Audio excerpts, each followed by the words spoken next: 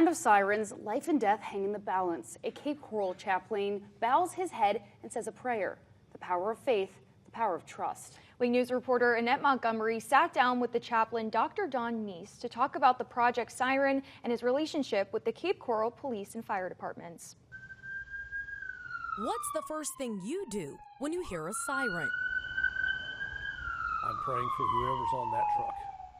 It sounds like that could be complicated, but it's really a very simple prayer. Lord, help whoever's in that truck, keep them safe where they're going, and help whoever they're helping. Dr. Don Neese is the chaplain for Cape Coral Police and Fire. He knows many people hear a siren and just get out of the way. They probably wonder what happened, what's the emergency? Dr. Don skips all that and goes straight to prayer. From the first responders that I've spoken to, their encouragement is, I'm just glad to know there are a lot of people praying. Whether that's a dozen or 20 dozen, there's a lot of people praying that I never knew would pray for me. Dr. Don Neese told me his siren prayer started as an idea, something he mentioned when he went to banquets with first responders and their families. Dear Lord, I pray for our first responders, whatever situation they're facing, that you would intervene and bring that help they need. I had several people say, I've been practicing that prayer you asked me to do.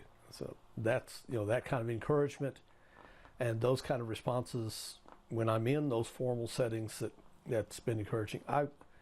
I feel confident there's 700. I'm optimistic that there's 800.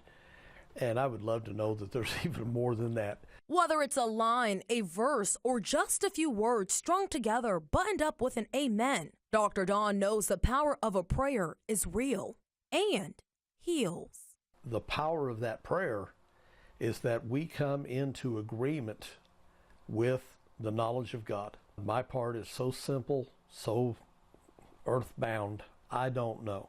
But I trust that you know. When I pray that prayer, I'm trusting that he knows how to best answer that prayer in the lives of the first responders, the families, the emergency that they're facing. So the next time you hear that siren, Dr. Don hopes you'll join the movement and say a prayer.